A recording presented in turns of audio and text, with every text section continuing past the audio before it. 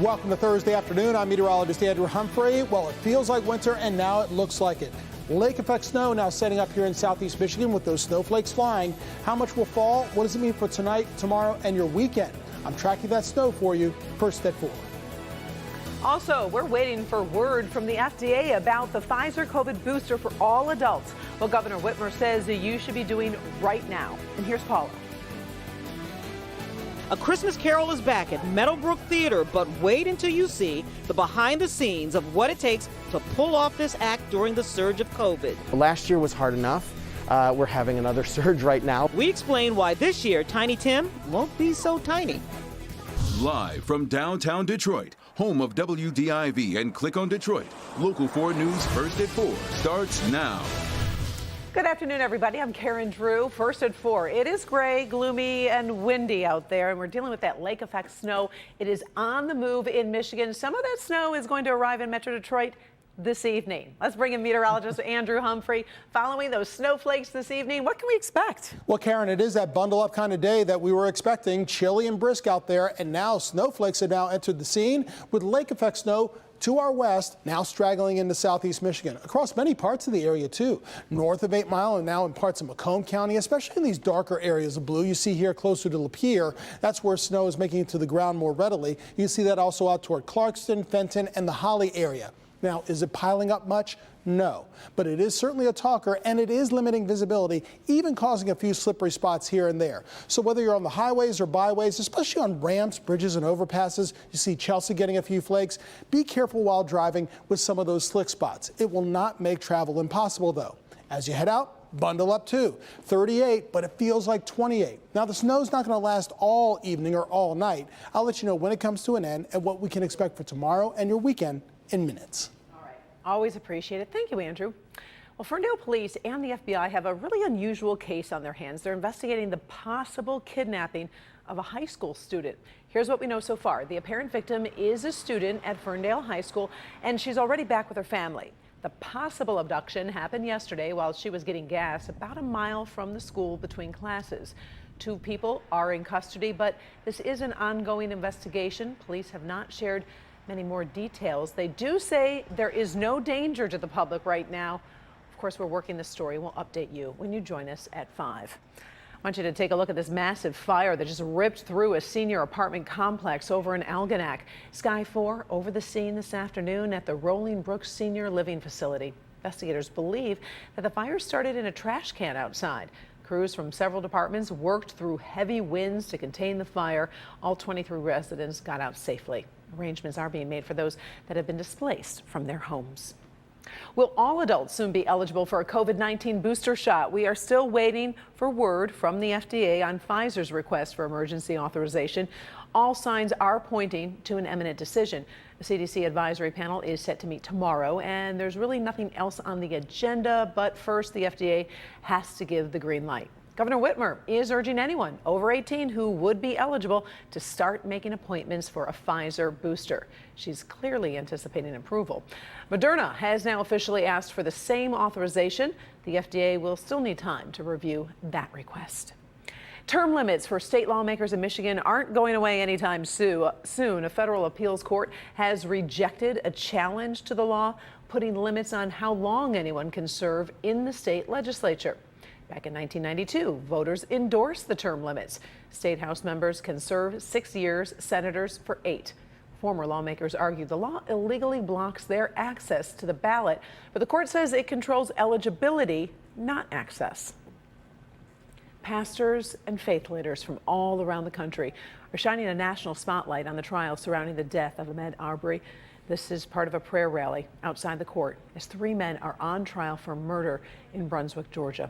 Kimberly Gill in the newsroom following the protest as well as the trial. Kim.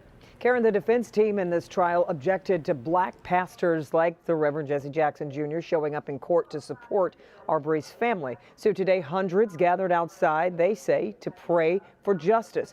Before we get to the pastors, though, defendant Travis McMichael was back on the stand this morning for cross-examination. Today, he testified Arbery did not speak, show him a weapon, or threaten him in any way before McMichael raised his own shotgun and pointed it at Arbery.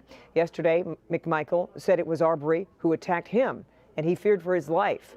The jury will have to weigh that testimony very carefully. McMichael, his father and their neighbor are all on trial for murder and other charges, including hate crimes. Other witnesses have been on the stand today as the defense tries to make its case. Outside the courtroom, though, the mostly African-American pastors say they're not appealing to jurors, they're appealing to a higher power. Listen. Thank you, dear Lord, that Brunswick is our generation Selma, that the civil rights era is now starting over today. God, we're looking for a miracle. We're expecting the impossible. We want, when the verdict comes back, that everyone will say that, God, you did it, that you got the final word. You'll remember this all started when Arbery was jogging through a Brunswick neighborhood. The defendants say they thought he was a burglar and were trying to make a citizen's arrest. So Karen, we'll be monitoring the trial until its conclusion, and we'll of course have updates as it moves toward closing arguments and then of course jury deliberations. For now, we'll send it back to you. All right, thank you, Kim. Sure. It is day 3 of deliberations in the Kyle Rittenhouse trial, and the jury is still behind closed doors right now. In court today, a judge banned MSNBC from the Kenosha County Courthouse. Last night, police stopped a freelance producer with the network who was following the jury's bus. NBC News says the producer never intended to have contact with jurors. The judge says it's referring this to the authorities, and the network says it is cooperating with the investigation. The number of Americans applying for unemployment benefits has fallen for the 7th straight week. The Labor Department says claims dipped by 1,000, lowering the number to 268,000, which is a new pandemic low. Since April of 2020, employers have hired more than 18 million people, but the U.S. economy is still more than 4 million jobs short of where it was in February of 2020, as many people have stayed out of the job market for various reasons. Well, a holiday favorite is back as A Christmas Carol returns to the Meadowbrook Theater at Oakland University, and we're catching up with the actors as they prepare. It's no surprise, COVID has changed their pre-show rituals and caused some pre-production challenges. Paula Tutman joins us this afternoon live from the Meadowbrook stage, and Paula, the show will go on, but of course, with a few changes. Absolutely. So I'm inside a building on the OU campus. Masks are mandatory. I don't know if you can hear this, but in the background right here, this is the sound of live holiday theater coming back to this stage. Now, this is a production of Christmas Carol, and usually this stage is teeming with children, but there has been a pretty serious COVID cause and effect at play.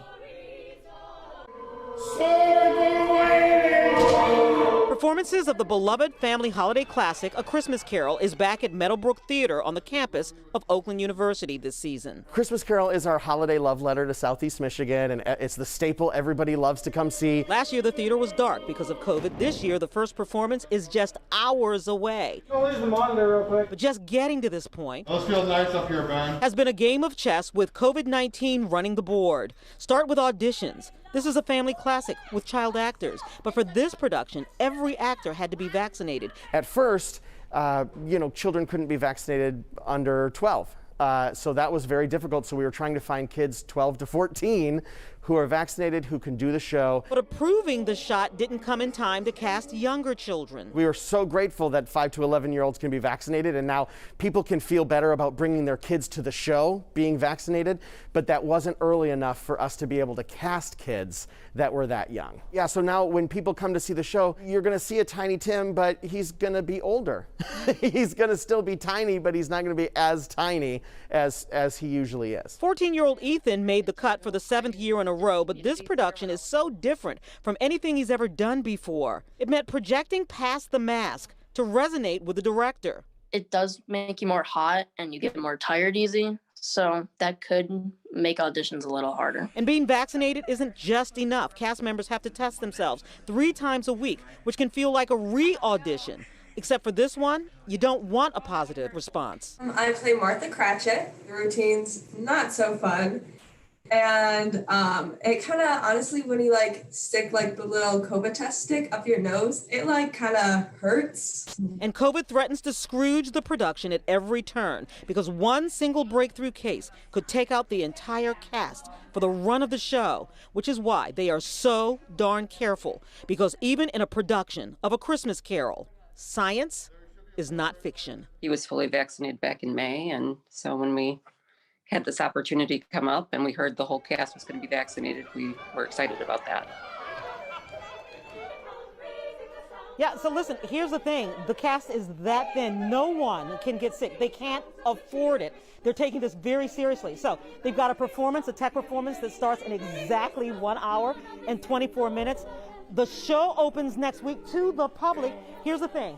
These seats blacked out. You have to wear a mask inside the audience, but they're protecting the the cast from the audience so that they can take their masks off during the actual production, Karen. It's a lot, but live theater, holiday theater is back, COVID style. I have to tell you, that music sounds just beautiful.